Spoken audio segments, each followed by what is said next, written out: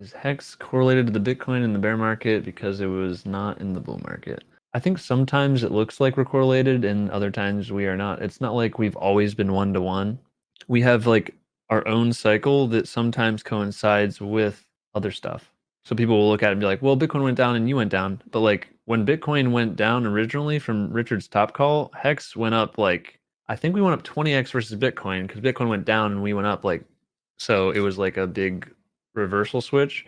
And so I think that gave a lot of people confidence that like, holy crap, maybe Hex will just pump in the bear market and we'll just crush everyone. And sure, everybody wanted that to be the case. But then eventually, I don't know if it was because of pulsechain delays, because obviously if pulsechain would have came out, we would have had more demand and stuff. But then imagine pulsechain had come out before all this FTX collapse and say they launched it, like say they launched Pulse on or listed it on these exchanges and they started like we would have had people getting wrecked on Pulse and stuff on these centralized exchanges. It's almost like a blessing in disguise that we didn't launch before this bigger downturn in the market, because that would have just affected us and more people would have sold Pulse early. I think I want all these people who have believed the most and been here the longest and haven't been flooded out. I think they deserve to keep the gains if they survive this bear market. I'm happy to launch closer to the bottom than, oh, we launch earlier, but then we have to eat crap for a while anyway, because like we don't want to see the beginning of pulsechain chart be like,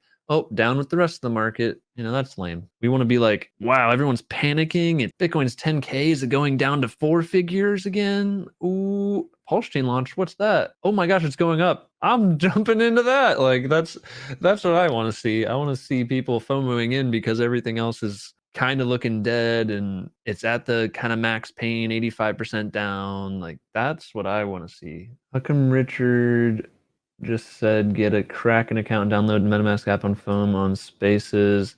I think he says that because like he only has so much time to like explain. He's not going to be like, oh, here's the best perfect setup. Like especially when you're talking to people who are already not against crypto, but like they're hard on it, like Kim.com and stuff. Like, oh, you really think a lot of people are gonna get a computer and download MetaMask and do that? So like if you just express the easiest way someone could get in, it makes it a lot more easier to swallow that, oh, an average user could do this. And so I think he was in a space where people were kind of not against DeFi, but like they don't think it's possible for the average user to get involved. And so I think he simplified it down to like, yo, if you want to get into crypto, you can get a MetaMask wallet on your phone and get a Kraken account, send it to your account, boom, you're in DeFi, you're cooking, and you used an exchange that's been pretty good, that's Kraken. And so I think that's why he shortened it. It's not like he thinks that's the best way to get into crypto. It's just, it's a quick way. That's my take on it. Maybe I don't want to put words in his mouth. That's just how I interpret it, that kind of situation. I think it just depends on your audience. Like if you have a bunch of people arguing that, oh, it's too hard to get into crypto, then you don't tell them like, oh, there's the long way to do it and make sure you're this secure and get a hardware wallet and order that in from this specific website. Like all the best practices take longer, yes, but it is safe enough to just go make a Kraken account, MetaMask on your phone. Yeah, not ideal. Buy some stuff on Kraken after you link a bank account and then send it to your wallet on your phone. You're good to go. I don't think that there's a huge problem with that. Obviously, after you're in for a while, you realize, holy crap, maybe you should be more secure. But probably someone who's just new to crypto doesn't have tens of millions of dollars and they're not putting tens of millions on their phone. So it's probably like, hey, I'm going to put in $1,000 and see how this goes. And that's probably fine on your phone, you know? Are there any other coins you're invested in that you don't talk about? I mean, I don't want to talk about my other coins. They may be ones in like the Richard Heart ecosystem. I guess Richard only has a Hex coin out right now, but I sacrifice for freedom of speech and freedom of movement. I'll say that. The funds are safe food, chilling in the wallet.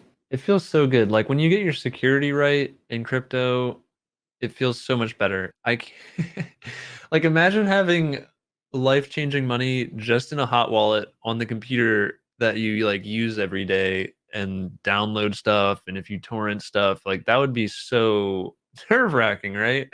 So don't do that. Set yourself up for success and you don't have these disappointments later, you know? Make it easy for yourself to succeed while you're sleeping, not getting wrecked in your sleep by like bad decisions like FTX and bad decisions like only using a hot wallet, bad decisions like not using a VPN. Like all this stuff just makes it so you're less of a target, less attack surface. So it's worth the investment, in my opinion. The peace of mind is like, how much is peace of mind worth it to you? Do you like thinking about, ooh, can I download this link or can I click this link or I'll maybe risk my wallet? Like if you're thinking that, you need to get a hardware wallet and a dedicated PC, or you're just gonna feel bad every time you think about crypto and the risks involved and stuff. Yeah, there was a guy who got I think he had his like seed words in his cloud on his phone or something, and he connected to some airport Wi-Fi, and I think they got access to his cloud, and he had like a picture of it or something. So that's not really because he had a MetaMask on his phone. It's maybe I'm misremembering the story, but I think that's kind of what happened. Really sucks for that guy. I love how we have like a second big payday because of him. I think he jokes about that, so kudos to him. He's a cool guy. He got unstaked for a lot of his HEX, and we all got a big payout for that. And that's another cool thing in HEX is like if even we don't get screwed over by exchanges, which is awesome. They don't have a bunch of extra coins to dump from hackers getting it and just dumping it. Even if an individual gets hacked, which is extra rare, like that rarely happens. That's why we like remember individual stories of it happening because it's so rare. It's not like, oh, it happens all the time, so whatever. But anyway, if someone gets hacked and they're staked, guess what? That hacker gets almost nothing if they emergency unstake it. So they can't actually dump the market. The only thing they can do is blow it up pretty much. And if they do end up stake it, say there's like only 20% of the stake left, they get less at least. They don't get the full amount. So there's actually less to be dumped from a individual hack. And it's rare for like that to happen in the first place. So extra protection for the price, extra price performance. It's like all these like hidden benefits of Hex design, dude. Oh, it's so good. Right. Here's another good point about the SEC stuff is like, even if Hex was deemed a security, they go, aha, it was a security the whole time. And you're like, okay, what? What are you gonna not list us on a centralized exchange? They already don't.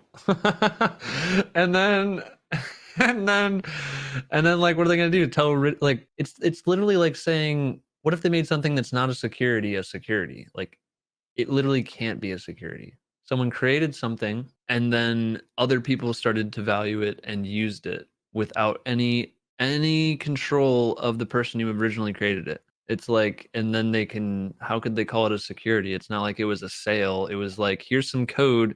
You can do what the code allows to do if you want. If you do it, the code will give you this output.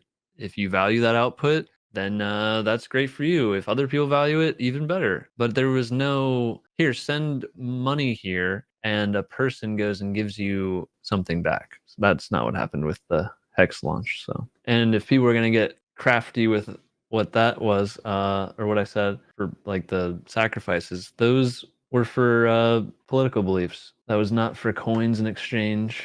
Because it's just like an individual can like recognize any action on the blockchain and give coins from anything they create to any address that they want. So you can't. It's like if they were to say that's a security, then they're saying you're not allowed to give things to people. You're not allowed to recognize that people did a thing and give people things.